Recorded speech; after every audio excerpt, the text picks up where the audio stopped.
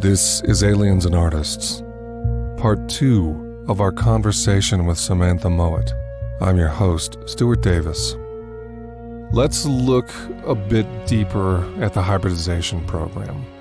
I know you prefer questions distilled to one part, and I, on occasion, produce fugue-like queries, so maybe we can compromise and I'll give you one question with 3 parts. Okay. So, hybrids. How long has the program gone on? Millions of years. Really? Okay, well, how many hybrids are there? And what is the objective? Where is it all heading? You say millions of years this has gone on, but I think many of us are looking at the last century as ground zero, right? But okay, Stuart, I have to stop you. Stop, please. I beg of you, stop. So much information in my head right now. Think of it this way. Hybridization isn't just being done with humans. There are so many species that are going through hybridization. We are only one small portion of the species on this planet that are going through hybridization. Yes, we have it, but you have other planets that are going through hybridization with different species as well. Yes, of course, the greys are infamous for their hybrids. The reptilians are starting to be more well-known for their hybrids as well, with a lot of our people in power. When we look at a lot of the stories of what are going on, stories have been passed down for thousands of years, especially stories like, for instance, one we see in the Bible, Adam and Eve. If you actually think back of what that story is, we created man to make in our image. Well, of course, that is a form of hybridization. You have multiple genetic structures being combined to make humans of this variety. That does not mean all humans are going to be this form of hybrid, because of course humans came from the Lyra star system. That's completely different. And humans, yes, we've gone through a rapid upgrade in the last 100 years. I agree. But this isn't the first time we've gone through upgrades. They're always tweaking the DNA. They're always moving it around. And we're not just all one type of hybrid. It's not, every single human on this planet is a hybrid to one extent or another. You really are. You are comprised of multiple extraterrestrial, multi-dimensional beings' DNAs. The difference being between what we classify as hybrids versus normal humans is who is continuing to have their bloodlines more closely monitored, who is having a greater level of genetic manipulation and tampering occurring, which bloodlines are being followed. And when I get into those kind of components, people think, okay, well, if your bloodline's being followed, it's bad. Well, no, my bloodline's been followed on both sides for a very long time. Everyone that I get bred with in the hybridization program, their bloodlines are followed as well. But we also tend to have a lot of distinct advantages to this, not only in regards to psychic abilities, but when we get sick, we get healed.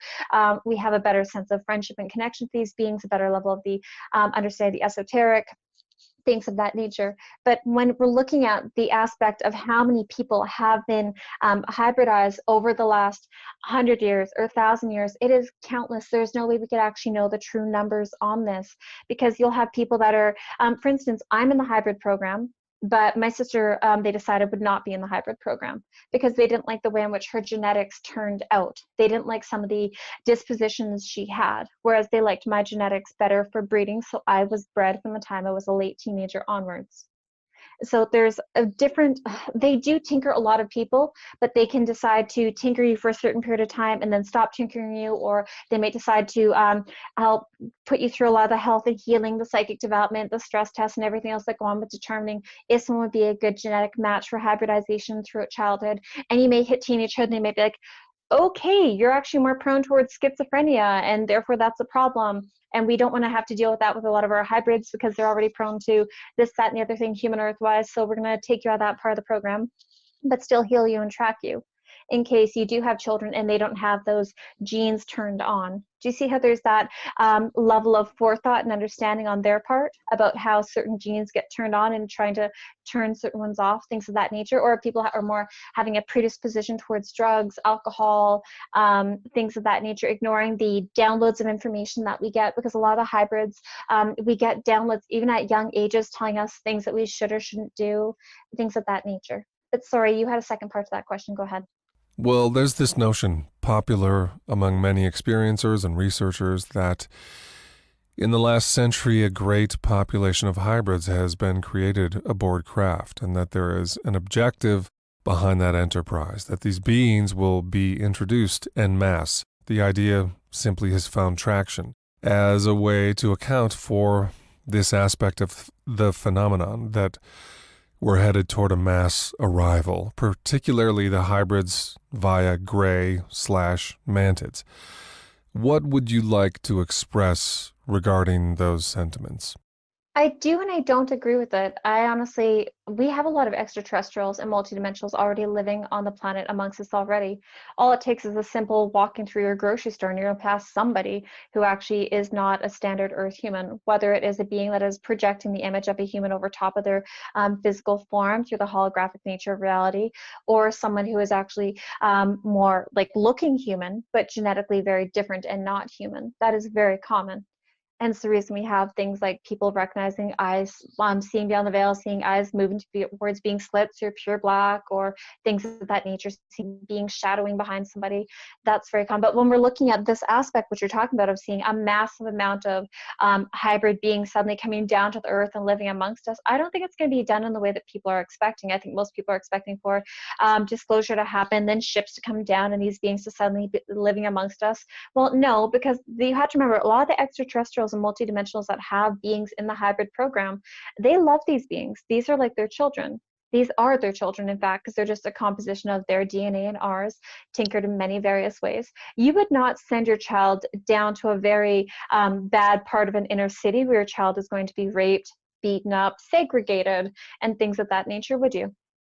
That's dangerous. That's a waste of your time. That's a waste of your resources. That endangers something that has a strong energetic and psychic bond with you. You wouldn't do that. Humanity is not even close, in my opinion, to be at a good enough place, judging by how much we have racism and prejudices towards one another based upon everything from class to sex to skin color to you name it, to be ready to receive these beings. We're much too toxic. I do think they are wanting to move it forward in the future, but I wouldn't be surprised if it takes another 100 years or 200 with how slow our progress is going. So you see this as a slow, gradual process, but there are significant numbers of them living here now. They are generally undetected. You don't see a big disclosure and mass arrival, an overthrow of existing power systems.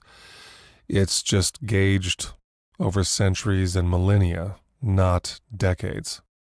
In my perspective, yes, I think it'll be done over centuries and not the invasion. I think a lot of the negative perception people that we have talked about earlier, with the demonizing of these races, are perceiving it to go towards. Now, the reason why I have this perspective is when I look at everything that has taken place, we have countless stories of people who come to recognize that there are extraterrestrials and multidimensionals living amongst us, who are masquerading, whether it's the people who see the reptilians, people who recognize, for instance, I believe it was one of Jordan Maxwell's more famous stories where he ends up talking about some young girl that he ended up dating when he was younger, whose father and them were clearly ET by the sound of it. We have a lot of stories like that being released throughout ufology where people have met non-Earth humans. And I think that is going to become more commonplace where we start to better recognize it as occurring. I do feel as though that is going to be the overall theme, but they don't have to have us have this invasion the way that people are seeing it. We have starseeds happening. People such as yourself, myself, and countless others are not Earth human soul origin. We come from other places. We have a natural affinity and connection towards these beings and living off planet. We are here to help bring this knowledge down. Why would they choose to have an invasion in the way in which people are afraid of it taking place when they could simply come tomorrow or today even, because they outrank us technologically already? Because they beat us psychically. They don't have to do an invasion the way people are fearing it to be based upon the information we're given with things like Hollywood. I want to follow a tendril back to artistry and artists.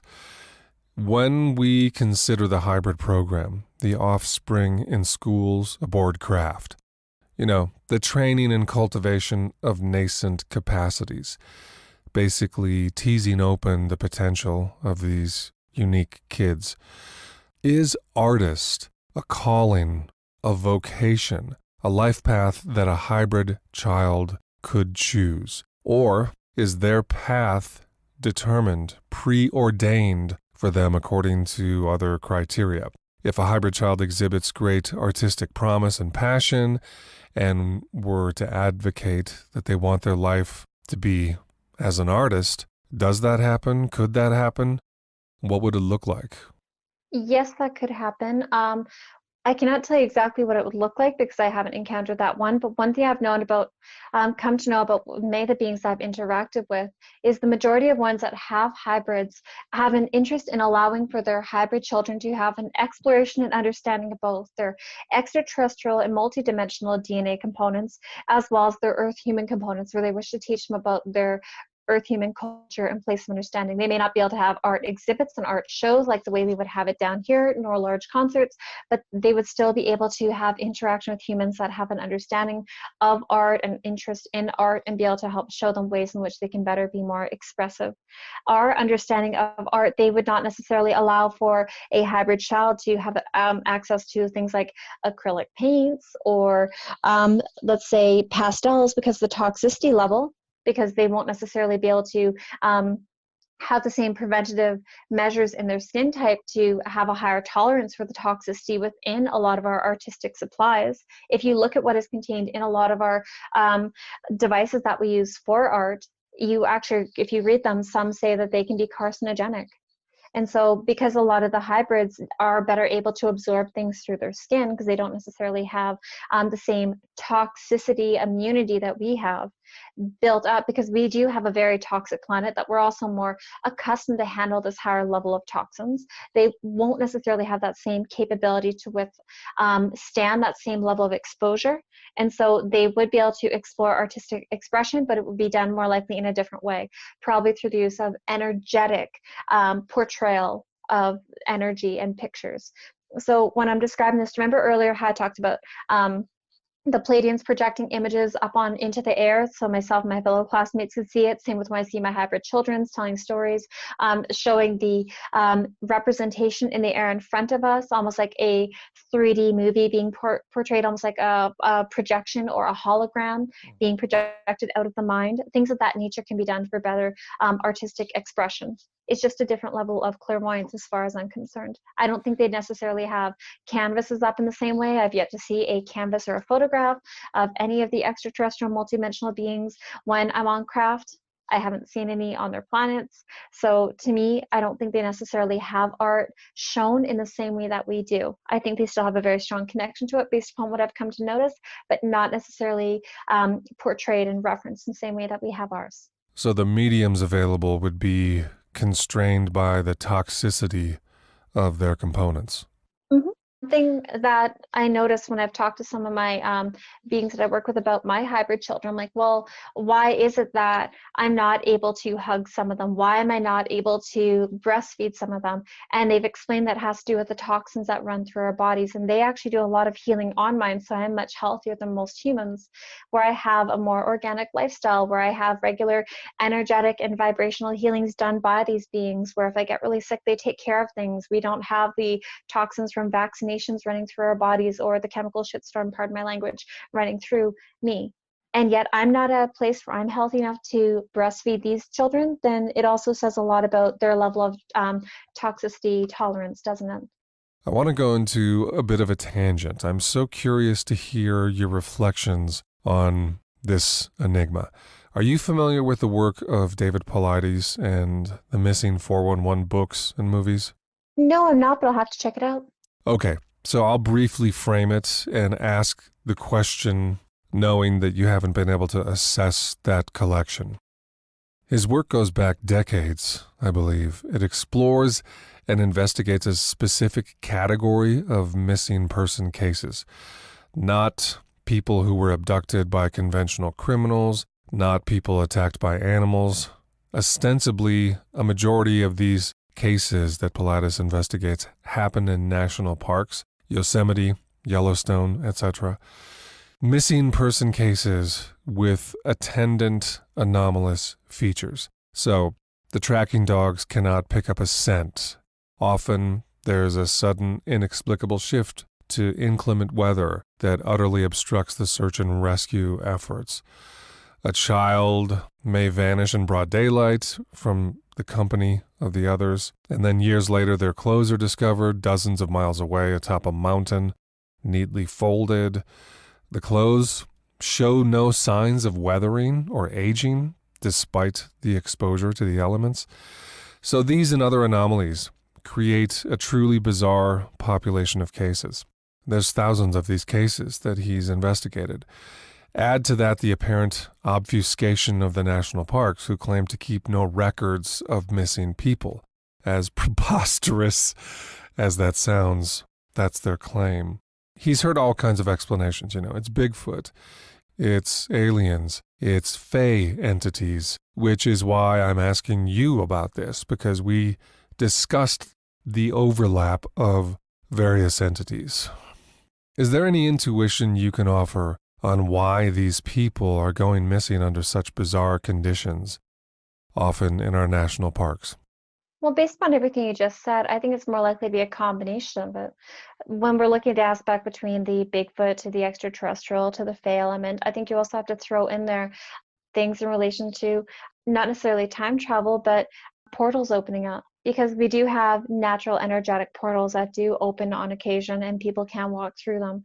When you're looking at these people, I think in order for us to have a much better understanding, we're actually going to have to truly look at these people on a genetic level. What is their genetic composition like? Are they all related to certain blood types? Are they more likely of one type of person or another in regards like their psychic abilities? Are these more psychic people? Are these less psychic people? Things of that nature. Because if we're looking at them, I do think that there's more than just one factor here. I don't think it's all cut and dry of it's just Fae, it's just extraterrestrials. I really don't. That doesn't make sense to me. It doesn't resonate. And so I think you actually have multiple factors that have come into place when it comes to this. One thing that I've noticed that a lot of the national parks that we have, both in the US and in Canada, do seem to have either ley lines intersecting, whether they're major or minor. And I wouldn't be surprised, based upon everything that I'm being shown, that where these people are going missing is actually where those ley lines are meeting, where we have two or more intersecting. And so energetic abnormalities, are more likely to occur within those regions. And when we're looking at this in place here, when you have ley lines intersecting, yes, you can have weird energetic things happen, but you also have a lot more activity on a multi-dimensional spectrum with the various kinds of beings. You'll notice that there's going to be commonalities related to what season these people are more likely to be taken on, especially if you were to look at the records of when people are being taken in correlation to solar flares, energetic bursts that are occurring. Because you have to look at how these people are occurring, like having these encounters happen when the energy is increased, when we're having a greater flexibility with the vibrational frequencies. This isn't just one group. The Faes do take people, yes, I mean, that is well known throughout different parts of the world. They can be a little bit mischievous that way, taking people into the mountains, sometimes having them gone for days, weeks, years, hearing songs, feeling the Fae energy, chasing the Fae, things of that nature. Yes, extraterrestrials do sometimes take people for quite a long period of time, but normally there will be images of craft being nearby, or the people will have markings on their body, things like that, when the extraterrestrials take people for longer periods, whether it's being gone for years, like a 20-year program, and then come back, things of that nature. But when we're looking at how this is unfolding, to have it occurring on such a large magnitude and over such a long period of time, to me, based on everything that you said to me, Stuart, it does seem more likely that's actually multiple groups having their fingers dipped into the pot, so to speak, playing with everything. Because yes, there are overall commonalities, but there's also levels of high strangeness occurring here as well, indicating that's multiple groups, not just one. Because if it was just one group doing this, we'd see more of a consistent pattern taking place. Pardon me. It's a bewildering subset of the larger contact puzzle. I want to shift gears and ask you about your energy, your tempo as a person, because there's this particular quality to your presence, your expressive patterns and modalities. I can't speak for you. I know you'll speak for yourself. But my impression at times is that there's a great deal of signal, and that perhaps one thing that could be challenging about the work you do, about the life you lead, is that the human body has a finite bandwidth and broadcasting capacity. And maybe there's a cosmic traffic jam piled up behind you of information and beings that would like to come through, whether in your life or working with your clients. Sometimes when I hear you talk, I feel like you're trying to keep pace with the intensity of this flooding. Is that accurate? And what can you tell us about your experience in that regard? Well, I don't know if you've ever seen in my YouTube videos, but you'll notice on occasion I'll start stumbling over my words. It's because I have too much energy going through into my crown chakra, my third eye at once, and then I start losing the ability to speak. So I often end up taking energy, putting it in my hand, and rebalancing the energy at my throat chakra because I'll have such a download of information coming that sometimes you'll have like 5 or 6 different groups of beings or beings trying to talk to you at once. And it can be a little bit like trying to play telephone operator to share all the information that the various beings are bringing forward. It's funny because a lot of clairvoyants and a lot of psychics will have multiple beings trying to talk to us at once. So we'll have like overlays of images, and sometimes it's related to what we're talking about right now, and sometimes it's about what they want to talk about in a minute. And so it can be really hard to discern exactly who it is that's talking to us if I'm trying to have a conversation with you and have a conversation with them simultaneously. And it's kind of entertaining. I have to admit, it's pretty fun. It's a little bit weird at times because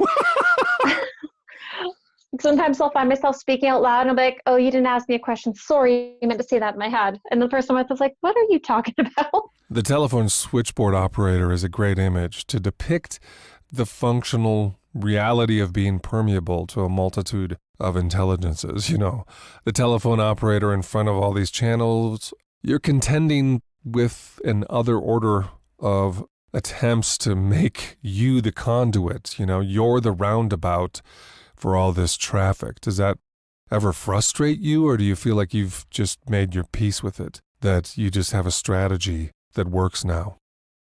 Oh, it definitely frustrates me, especially when I'm dealing with either friends, family, or people that I'm dealing with as clients, and I'll talk about something and they'll either deny it or try to lie to me about it, and the beings are like, nope, that's not the case. And I'm like, and you want to call them out on it, but you just can't always, because sometimes you have to make your peace and try to live in a 3D world.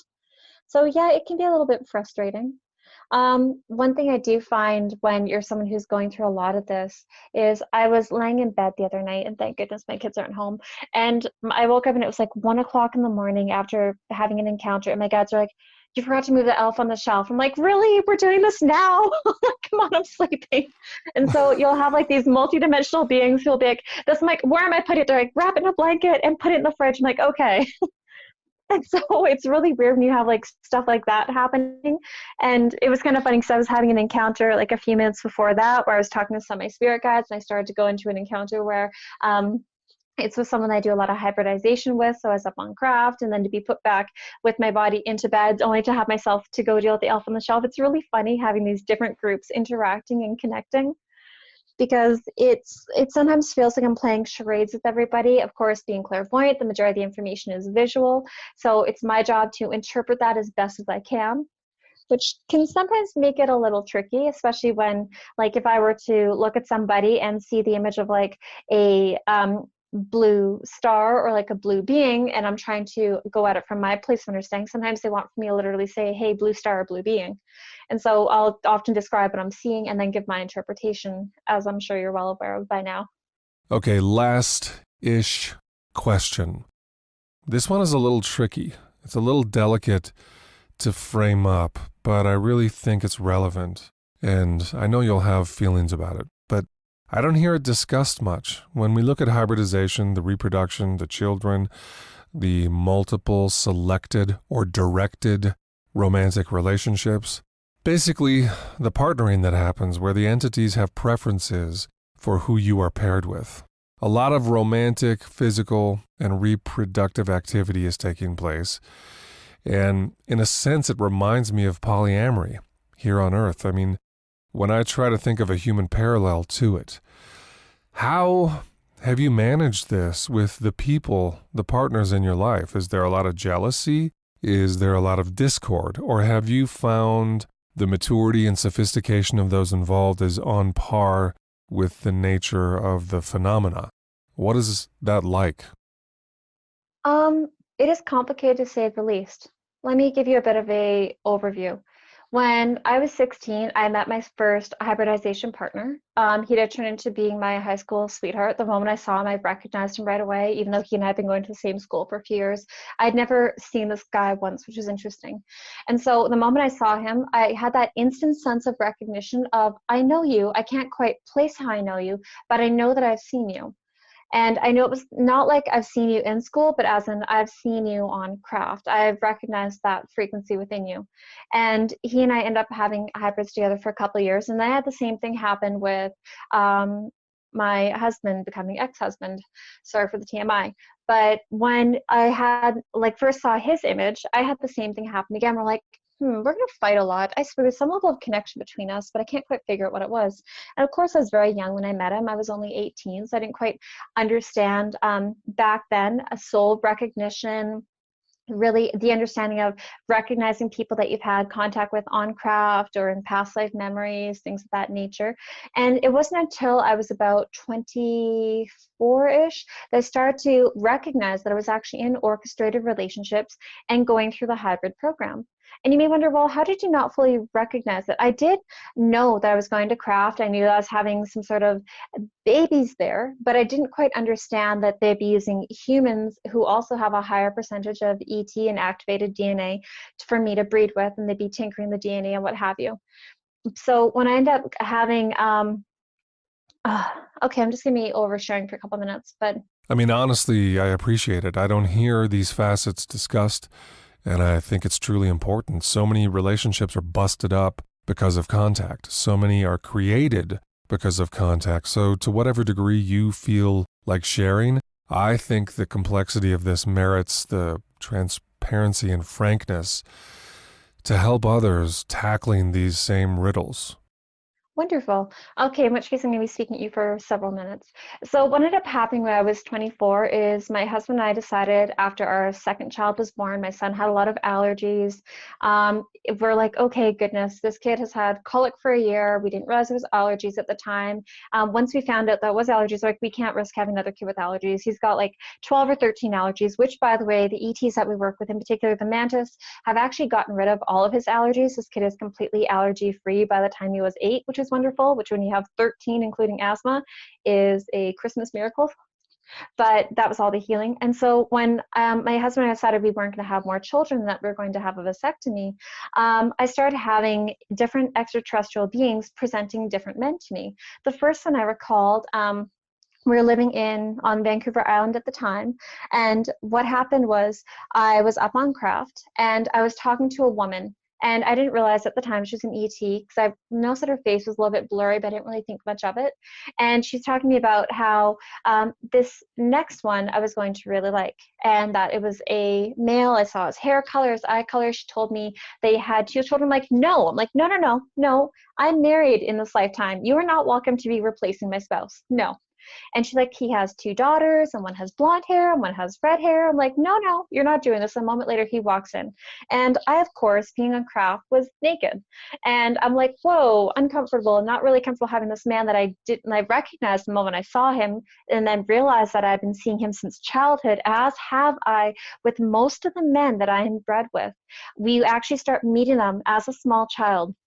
You'll meet them when you're like 5 or 6 years old, and you'll kind of see each other typically in groups multiple times throughout your childhood and teenagehood. And so I rejected him right away, and that was fine.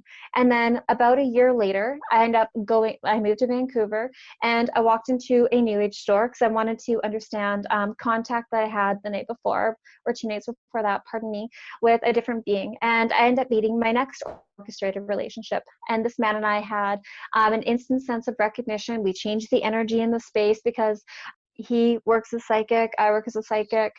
We both recognized it, and his girlfriend at the time, who was up above us doing some work up there, felt the energy shift in the room and looked down at us and actually felt terribly uncomfortable. And so he and I started having gray hybrids together. I'd see him on craft quite often. I did for the next few years, except energetically, I'm willing to have more children. He's not in this lifetime. So they end up pulling that separation apart and putting us in different trajectories, and traded him out for someone else. Which, of course, having that happen, when you have a lot of contact with someone, you can't help but start to see all the beauty of that person, especially when you're connecting on a psychic level, an energetic level, an ET level. You recognize the multidimensional nature of reality. You do start to love the people that you have contact with. And so when he got traded out, of course, that period lasted for about 3 years, and I was still married to my husband at the time. And he and I, like my husband and I, were having a lot of stress in our marriage because of my contact. He did not want to be discussing it because it was very overwhelming. there's a lot going on, whereas having contact at least every week, and whether it was astral, physical, psychically, and it placed a lot of stress on a normal 3D marriage. And so after that one ended up going, I had 4 or 5 more that ended up coming up over the next couple of years after that. And my most recent one is even more intense than any previous orchestration up until this point. One thing I have found is there is a very distinct difference between the men that I'm dealing with. Most of them tend to be of negative blood types, is one thing I have noticed. But where the distinction lies with them is what groups that they're interacting with. Some of them have a higher affinity with the reptilians and have a higher percentage of reptilian DNA. Others have a higher percentage of gray. Others have a higher percentage of carrion. One of the gentlemen that I was bred with for a short period of time, he had carrion or more extraterrestrial bird-like DNA. He and I didn't make happy, healthy hybrids, so we didn't get bred together for very long, only a cycle or two. Whereas I do have a better job making Lyran and human, or human and reptilian, or human and gray hybrids. Those I tend to make better because of the genetic composition of myself and the way that the activated DNA is. So I tend to have more of those type of hybrids come forward. And the other thing that I want to bring up about this, Stuart, is with my more recent one, you can have multiple groups orchestrating a relationship, especially if you have one or more children that are of extraterrestrial multidimensional origin who are desiring to be born to you. So several years ago, I met my children that are coming next. My next son is actually a very strong personality. Part of his soul origin is gray. And he has shown me giving birth at home multiple times. And he roughly said to me, I don't care who the father is, pick one. Because he knew the extraterrestrials were the first ones to tell me that my marriage was going to be ending, and they were completely right. Our contract was up and everything else. And part of the reason why, of course, our relationship couldn't work is because of the strong obsession with psychic abilities and contact within myself. Because when you have something occurring to this extent, it weighs heavily upon your mind, as does anything else that any human is going through, and quite understandably so. And so with the last several men that I've had orchestrated relationships with, they have all been contactees, they have all been abductees, half have been my labs, all of them are more psychically focused, and about half already have children. And one thing that I have noticed about them and how this really shifts and changes is when there are multiple groups involved, the majority of them only had one, maybe two groups that were really pushing one male or another, which of course was part of the reason why it led to the dissolution of my marriage. But when I look at everything that has led me towards my most recent contact experiences with my most recent orchestrated relationship partner, is I have everything from angelic beings to spirit guides to the graves to Lyrans to both of my soul children really love this next one. And this next one is going to be my next partner, because they told me that the third time I talked to this person, hey, you're going to end up marrying this person. So it's pretty intense when you see that happening. So in one relationship, there was not space to accommodate the multiplicity of partners and kids. But in the emerging one, the one coming up, there's more parity in which that understanding is in place. Is that a fair characterization? To an extent, yes. When it came to my soon-to-be ex-husband, wonderful man, absolutely wonderful, heart of gold in a lot of ways, fantastic. But he didn't have a strong enough energetic capability to hold the vibration of the children that are coming. Everything is done in correlation to vibrational frequency. He didn't hold the right frequency to be able to make these next two children in the way that they're wanting to be born. Before we are born, we determine who our parents are, what our major life obstacles are. We really lay out a lot of our birth plan with, of course, flexibility being in place. And what is happening here is they were trying to find the right genetic matches to hold my next two children's frequencies. And they finally found someone who I had been abducted with for a very long time, who would be a good physical match as far as the genetics are concerned, psychic match, energetic match, things of that nature. How many children, human and hybrid combined, have you had? And how many children are you willing to have ultimately? So I have a few dozen hybrids from what I've noticed. I have 2 current physical Earth human children. I'm supposed to be getting pregnant next year from what they told me. And I have another 1 to 2 children coming. Man, It just seems like a big ask. Your body has taken on so much. It's already just so intense and demanding to be a mother in the conventional human sense. And when I look at the population of offspring that you're describing having ushered into being, wow. But your energy remains so high, a lot of vitality. You hardly seem exhausted. Am I wrong about that? Or is there a part of you that's like, this is a lot?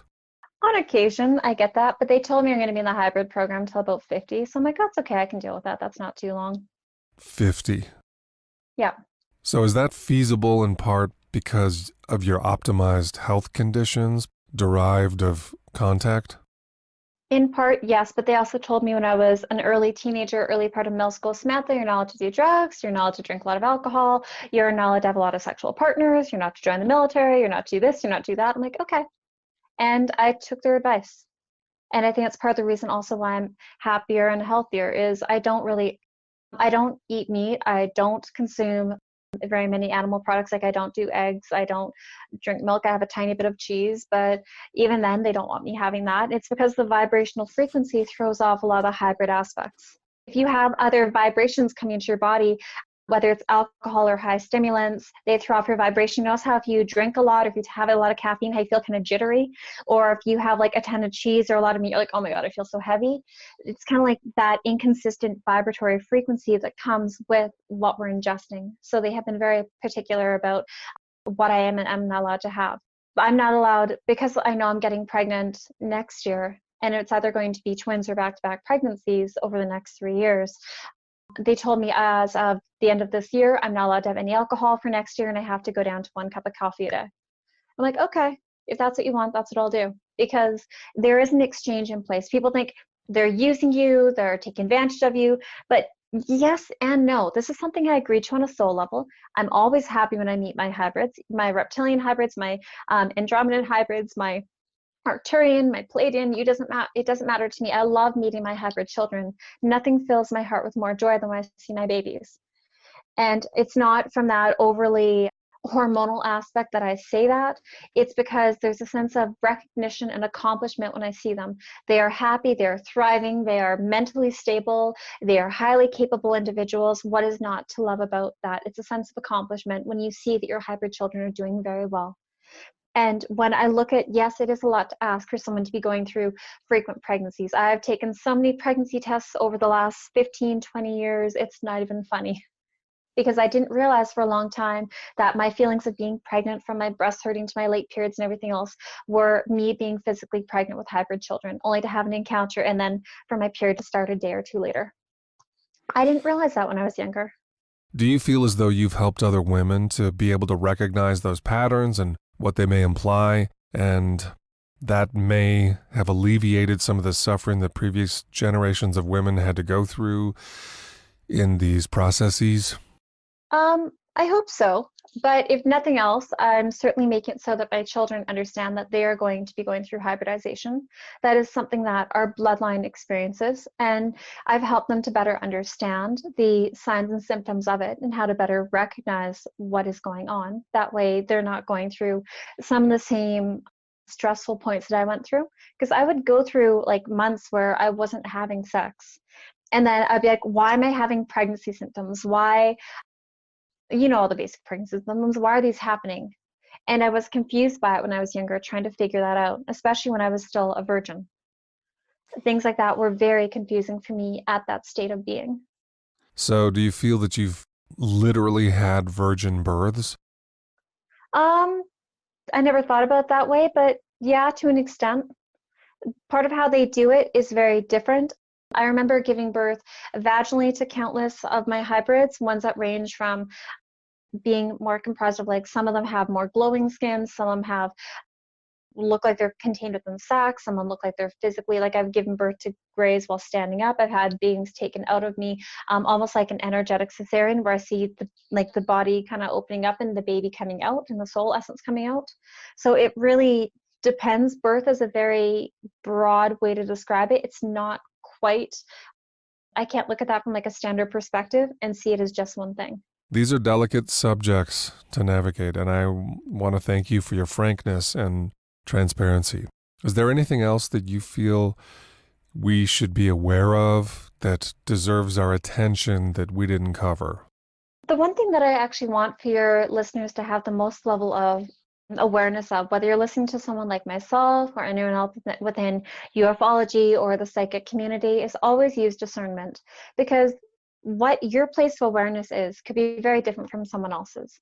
Where I've had experiences that are both good and bad with a lot of these beings, and therefore do not see any one race as being just black or white. I see a million shades of gray. I want for you to also take that consideration in when you're listening to other people who have gone through contact. Is yes, someone may be presenting a very wonderful or very fearful experience to you, and instead of dismissing them as right or wrong, I want for you to look at it from a level of discernment. What is it that's going on within that person to lead to that level of perception? Because as we evolve and grow as a species, and in particular as an individual, your perception of an encounter may change. Some of the things that scared me as a child or made me uncomfortable as a child, I am no longer as fearful of or uncomfortable with. And so I want for your listeners to have that in mind as well. For more information on Samantha Mowat, check the show notes.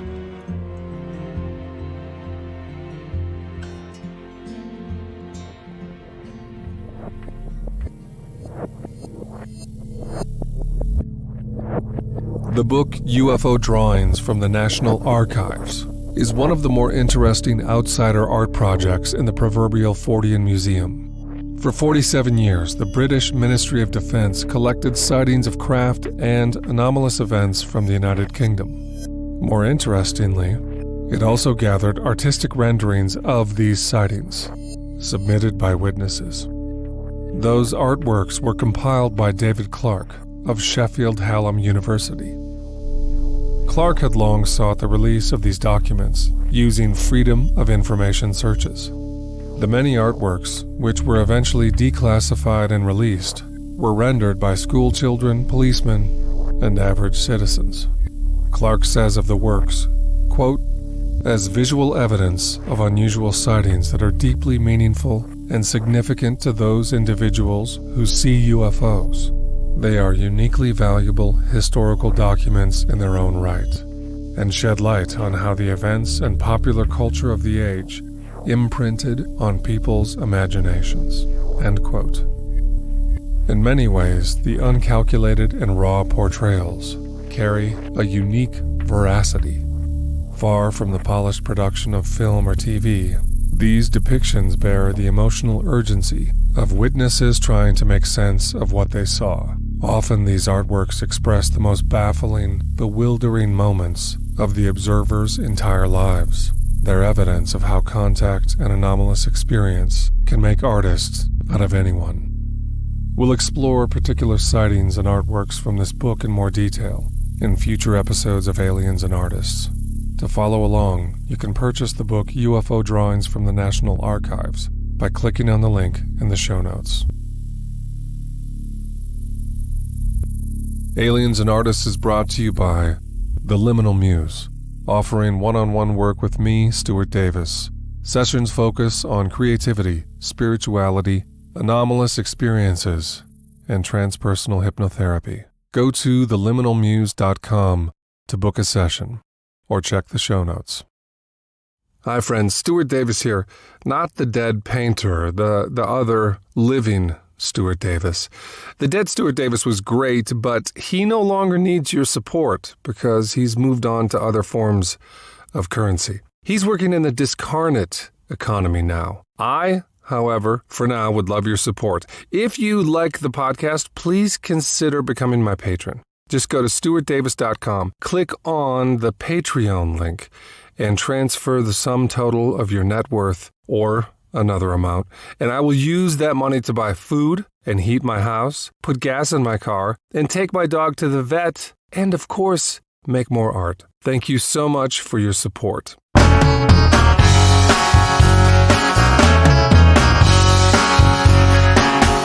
Parker Posey, this is your movie. I know how believable you'll be. That's why you landed the lead. It's Pretty Woman meets Clark.